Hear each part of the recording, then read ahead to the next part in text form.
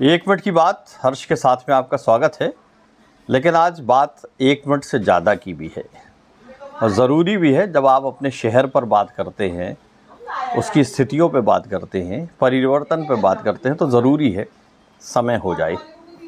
समय की बात इसलिए की है कि आज हमारे साथ हैं वरिष्ठ पत्रकार, लेखक, विचारक, चिंतक लक्ष्मीकांत शर्मा जी, जो मूलतः जबलपुर से ही हैं, मतलब आत्मा जबलपुर में उनकी, फ़िलहाल लखनऊ में रह रहे हैं।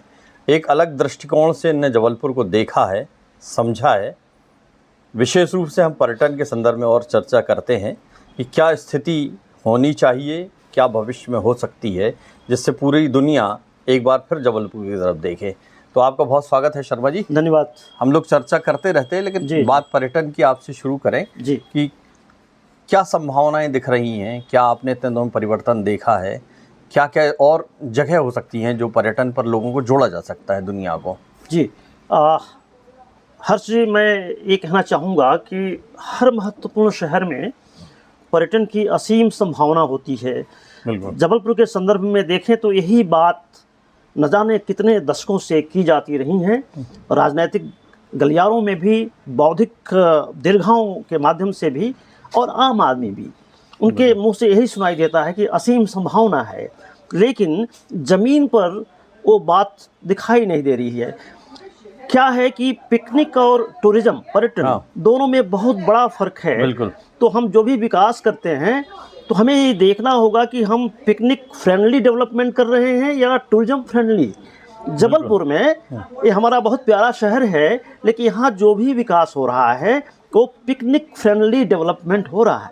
पिकनिक को देखते हुए हम फ्लाईओवर्स, आपने देखा होगा जो फ्लाईओवर्स बन रहे हैं, बड़े बड़े ईटरीज खुले हुए हैं, खाने पीने के खूब होटल्स खुल रहे हैं, बड़ी चमक दमक हो रही है ना। तो नॉन मोटराइज जो चीज़ें बनाई जाए, ये सब पिकनिक का हिस्सा है ना। पर्यटन एक इससे बहुत बड़ी एक समग्रता की मांग करता है।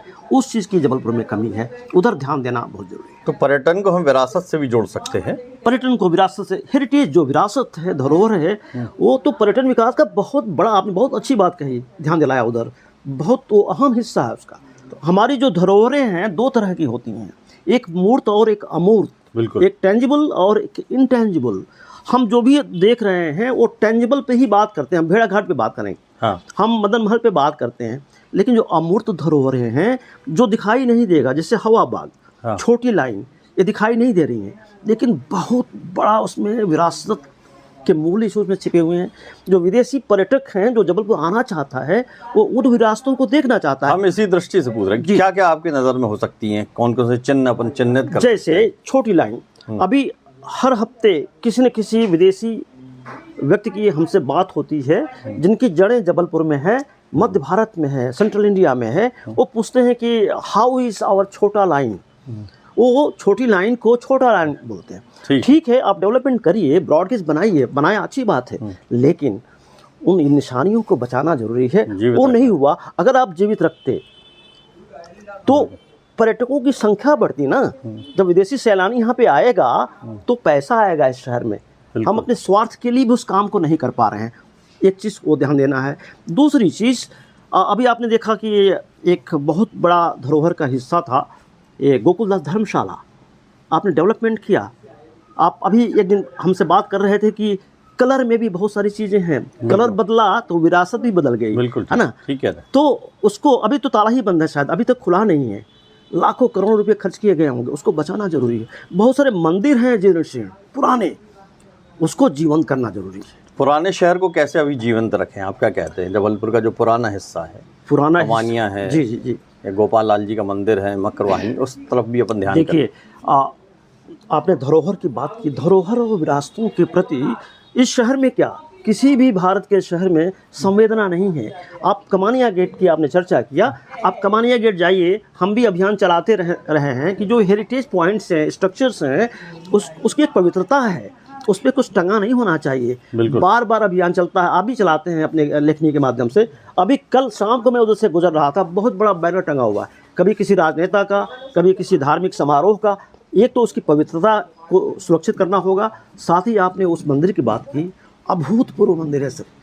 तमाम विदेशी, अभी लंदन से एक पर्यटक आए थे, हमने उनको दिखाया था वो आपका जो मकरवाहिनी का मकरवाहिनी दिखाया था, और आपको जो मंदिर जिसकी बात कर रहे हैं आप, गोपाल लाल जी का गोपाल मंदिर, लाल जी का मंदिर, बलदाऊ जी का बलदाऊ मंदिर जी का मंदिर, वो चाहते थे कि ओल्ड जबलपुर देखना, हाँ वो आपका फ्लाईओवर देखना नहीं चाहते। उन्होंने कहा कि I want to see old Jabalpur, तो हनुमान ताल देखना चाहते थे। बिल्कुल। तो इनका संरक्षण बहुत जरूरी है, वो सरकार मेरा ख्याल नहीं कर पा रही है, नहीं कर पा रही। क्या कारण समझ में आता है? सरकार का विजन, मैं फिर वही कहूँगा, विजन टूरिज्म फ्रेंडली है नहीं। ऐसा नहीं कि पैसे की कमी है, करोड़ों रुपए खर्च किए जा रहे हैं हर प्रदेश में, लेकिन हम केवल टेंजिबल मूर्त पर्यटन पर ही खर्च कर रहे हैं, और उसमें भी ईमानदारी नहीं हो रही है। आप अपने शहर में देखिए भेड़ाघाट, अभी कल या परसों के अखबार में मैंने पढ़ा कि भेड़ाघाट में बहुत गंदगी है। हाँ। अब बताइए, आप भी अब जाएंगे तो वहाँ अगर आपको वॉशरूम जाना हो तो आप वहाँ से लौट के जाएंगे मोटल जाएंगे। आप पर्यटक वहाँ जाएगा, विदेशी पर्यटक उधर जाएगा, उसको ज़रूरत वहीं पे है, आप वहाँ खड़े नहीं हो सकते।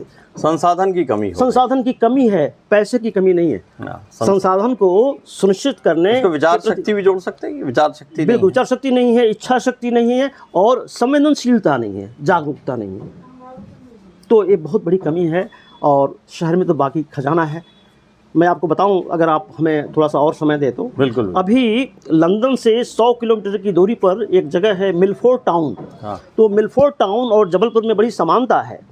तो वहाँ एक 70 वर्ष की एक महिला थी जिनका नाम था मिसेज जेन एस्पडेन। उनके हस्बैंड वहाँ मिनिस्ट्री ऑफ डिफेंस में लीगल एडवाइज़र हैं, मिस्टर जेम्स ब्रैगिंस। तो एक दिन अपने बंगले की अलमारियों को साफ़ कर रही थी, तो उसमें कुछ डायरियाँ मिली। तो जिज्ञासा बस उन्होंने डायरियाँ निकाली और पढ़ना शुरू किया।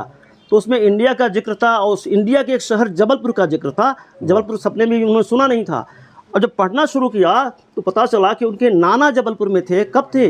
1905 से 1937 के बीच में। यहाँ सिग्नल कोर में, आर्मी में मेजर के पद पे पदस्थ थे, और उन्होंने देखा कि उसमें लिखा हुआ है जबलपुर बड़ा अच्छा शहर है। 1905 में लिखते हैं। वाह। वहाँ के लोग बड़े अच्छे हैं, वहाँ की जलवायु बड़ी अच्छी है।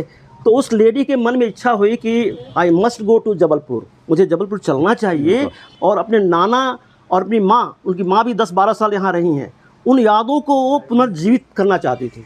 तो वो यहाँ जबलपुर आई थी, और इंटरनेशनल एजेंसी ने हमको कनेक्ट किया उनके साथ, और आर्मी एरिया जाते समय हर जी मालूम क्या कहा? हाँ। जिस शहर के बारे में मैं कह रहा हूँ कि यहाँ पे पर्यटन नहीं है, उन्होंने कहा इससे खूबसूरत शहर मैंने आज तक देखा नहीं है, और मैं यहाँ बार बार आना चाहूँगी। तो यहाँ चीज़ें हैं, बस हम उसको सहेज नहीं रहे। कुल मिलाकर हम एक सूत्र में बंध नहीं रहे हैं, प्राचीनता और नवीनता में जोड़ नहीं कर पा रहे। साहित्य की बात भी है, पूरी दुनिया को कनेक्ट करता है जबलपुर, पूरी दुनिया को। वही अपन कर रहे हैं कि चूँकि परसाई यहाँ से जुड़े हैं, ज्ञान रंजन जुड़े हैं, बहुत सारे लोग हैं। क्या लग रहा है कि और क्या परिवर्तित हुआ आपके जाने के बाद? साहित्य कहाँ बदला है जबलपुर में? साहित्य के क्षेत्र में देखिए, पूरी दुनिया का एक नया फिनोमेनन हो गया है कि ओवरनाइट राइटर्स बनने की एक प्रवृत्ति आजकल पैदा हो रही है। रातों रात राइटर बनना चाहता है। हो जाना क्या रातों रात राइटर बनाया जा सकता है? संभव नहीं। यहाँ जो लेखक हुए हैं, चाहे परसाई जी हों, चाहे भवानी प्रसाद तिवारी हों, चाहे ज्ञान रंजन हों, चाहे राजकुमार तिवारी सुमित्र हों, और बहुत सारे केशव पाठक हों, बड़े बड़े यहाँ पे राइटर्स हुए हैं, वो रातों रात नहीं बने हैं। कालजयी बनने के लिए बहुत कुछ अपने को जलाना पड़ता है। तो साहित्य में ठीक है, वक्त के साथ बदलेंगे अंदाजे तरन्नुम भी, वो ज़माना और था, ये ज़माना और, ये सब होता रहेगा। लेकिन कुछ चीज़ें अच्छी हुई हैं, जैसे परसाई जी के नाम पर कुछ था नहीं, तो अभी पता चला है कि परसाई जी के नाम पे पहली बार जबलपुर नगर निगम ने नामकरण किया है उनके नाम से। एक अच्छी बात हुई है। भवानी प्रसाद तिवारी जी के साथ भी होना चाहिए। इधर आप कमानिया गेट के अंदर जाएंगे तो राजकुमार तिवारी सुमित्र जी का भी एक बहुत बड़ा अवदान है जबलपुर के साहित्यिक क्षितिज को विस्तृत करने में। तो इन सब बातों पे बात होनी चाहिए, उनकी स्मृति में कुछ किया जाना चाहिए। सरकार को चाहिए कि नई पीढ़ी के लिए भी वो जोड़ कर रखे, जोड़ के स्मृतियों को ताज़ा रखे। बिल्कुल। तो लक्ष्मीकांत जी के साथ हमारी बहुत अच्छी बातचीत हुई। उनका दृष्टिकोण बहुत अलग तरीके से है, क्योंकि वो जबलपुर से प्यार करते हैं, जबलपुर से जुड़े हुए हैं, जबलपुर उनकी आत्मा में है। लेकिन यही है कि सरकार को, जनप्रतिनिधियों को और हम सबको समय के साथ चलना पड़ेगा, ये याद करते हुए कि वक्त एक दरिया है, इसके साथ बहना सीख लो, वरना ये तुमको बहाकर बेझिझक ले जाएगा। आप हमें बताएं कि ये बातचीत कैसी लगी, एक नया प्रयोग, एक नई बात।